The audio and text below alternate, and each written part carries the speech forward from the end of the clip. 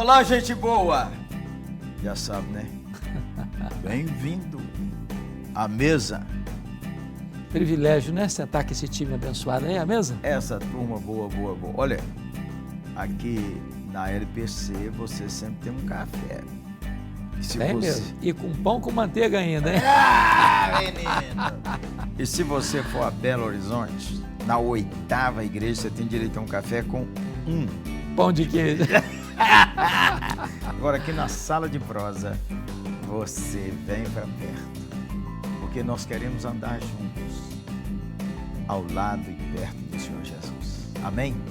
Nossa conversa de hoje é como ser um jovem cristão na escola.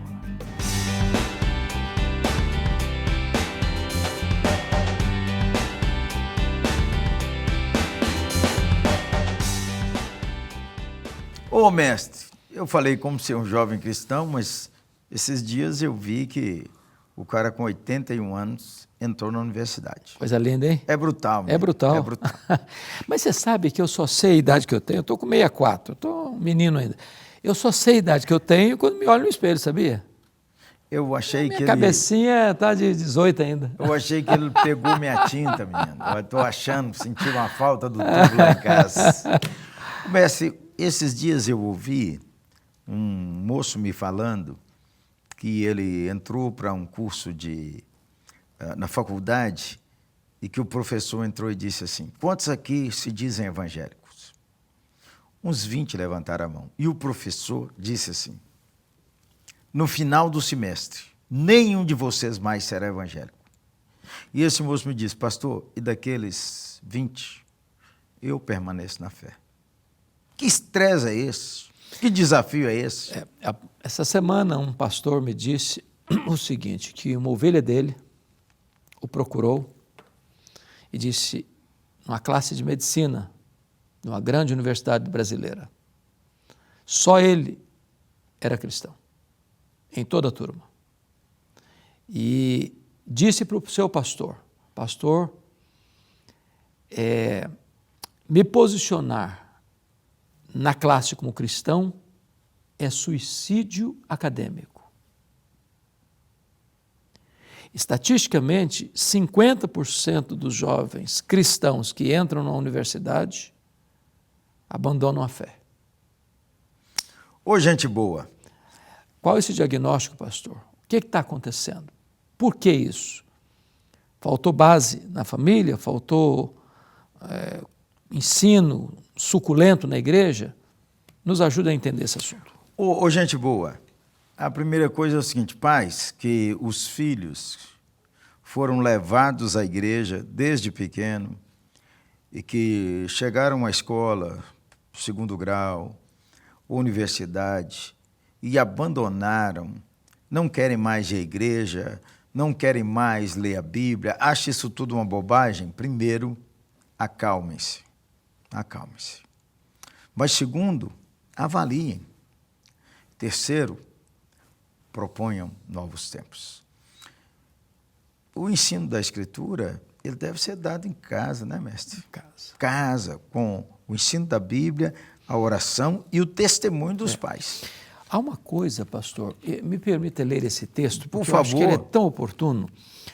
Está na primeira carta de Pedro, capítulo 3, verso 15, assim: antes, santificai a Cristo como Senhor em vosso coração. Então, deixa eu dar uma pausa nesse pedaço.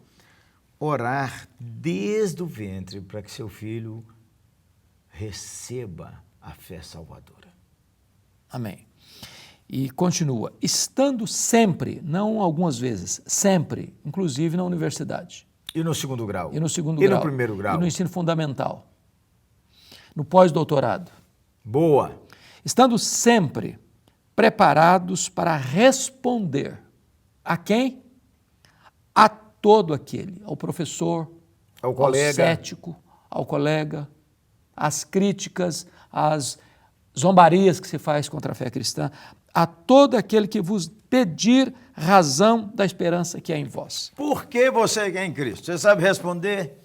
Por que, que você reconhece que a Bíblia é um livro que deve ser crido. Você e eu lemos lá no seminário, há algumas décadas. Ele disse que ele era novo no começo da conversa, agora fica estalando o dedo aqui. Aí não dá, né, Zé? Nós lemos um livro, Princípios de Filosofia, de René Descartes. E René Descartes, o filósofo francês, disse que você conhece a verdade através da dúvida. A Bíblia suporta dúvidas, Claro. questionamentos. Por quê? Por quê? Porque a Bíblia não é um livro mágico, místico, que eu tenho que jogar fora o meu intelecto para crer. Então, nós precisamos aprofundar um pouco mais no conhecimento, entender o que é uma apologética cristã, a defesa da fé, diante de um mundo hoje que está cada dia mais hostil. Porque hoje não é só uma questão de perseguir, atacar a fé cristã, mas é de escarnecer, zombar. E aí é preciso ter conhecimento. E muitas vezes nem a família tem uma, você mencionou num sala de prosa desse, uma cosmovisão judaica cristã. Mestre, dá um resumo sobre cosmovisão judaica cristã.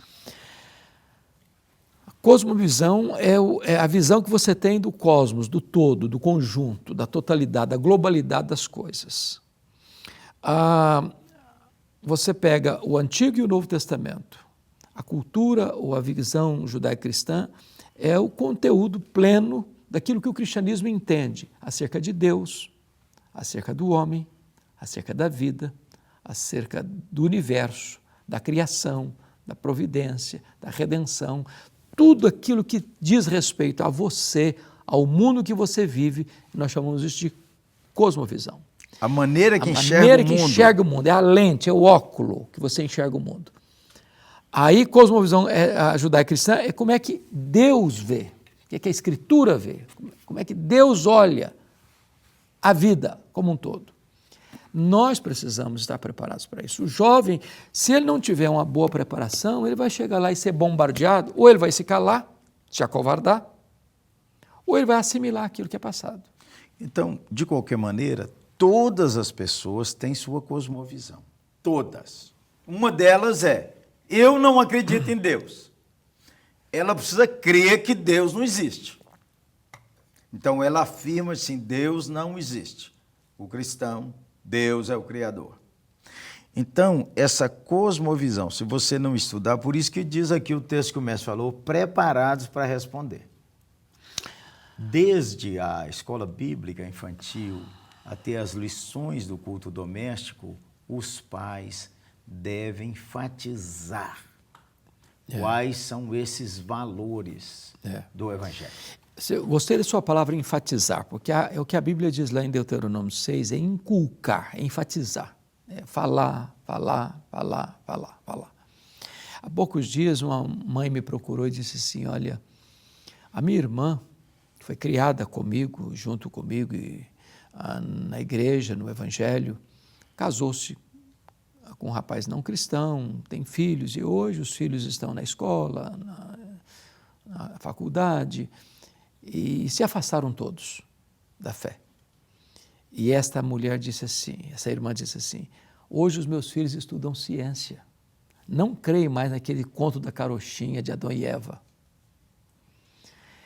Então, o que você percebe é que se a pessoa vai se afastando,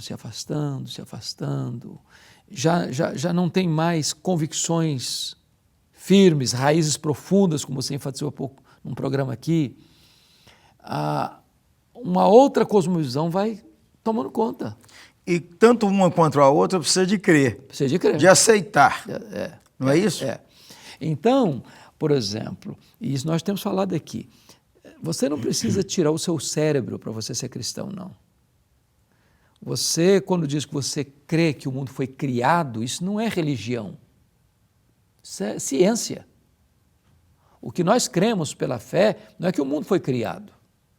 Os grandes, talvez maiores cientistas do mundo são criacionistas, foram e são criacionistas. Certo. O que nós cremos pela fé é que este mundo que foi criado, e a ciência prova, criado por Deus.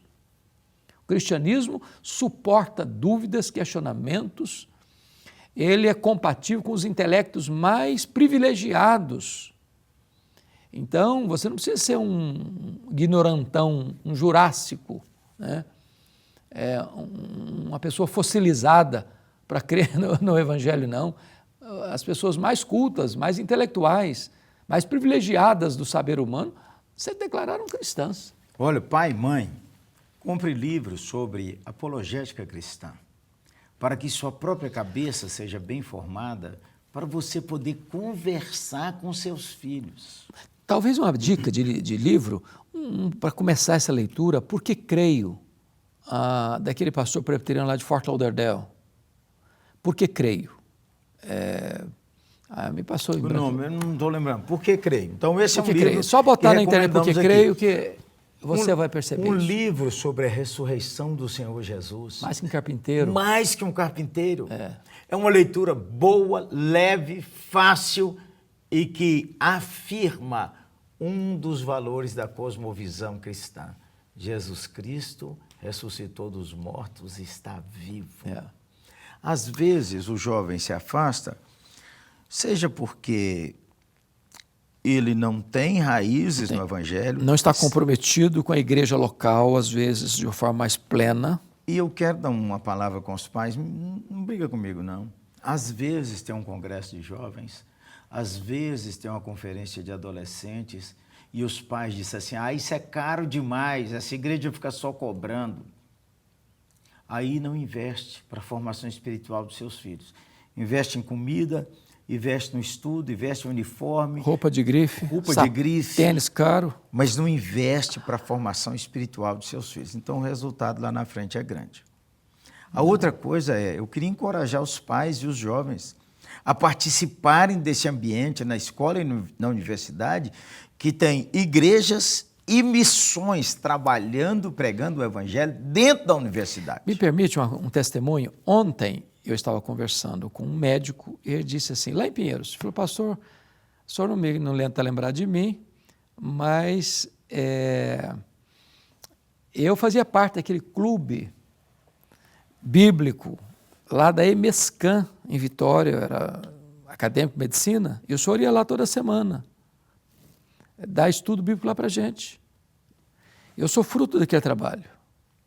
Então, pais e mães... Eu sou médico há 30 e tantos anos. Deus seja Meus louvado. filhos foram criados no Evangelho, meus filhos estão firmes na fé. Então, você que é um jovem crente, cria lá um clube bíblico, na hora do intervalo lá, para você reunir os colegas que são cristãos também, para orar, para dar testemunho, para manter a fé e a chama acesa. Aliás, tem um filme muito bom sobre Deus não está morto. Deus não está morto. Excelente, 1 e 2. Vale a pena assistir. Olha, você pode começar sozinho, sendo firme no Senhor Jesus, que Deus ouve a oração. Eu quero encorajar os pastores que estão conosco, os pais, a missões trabalhando nas escolas e trabalhando na universidade. Você podia se interessar, encorajá-los e abençoá-los.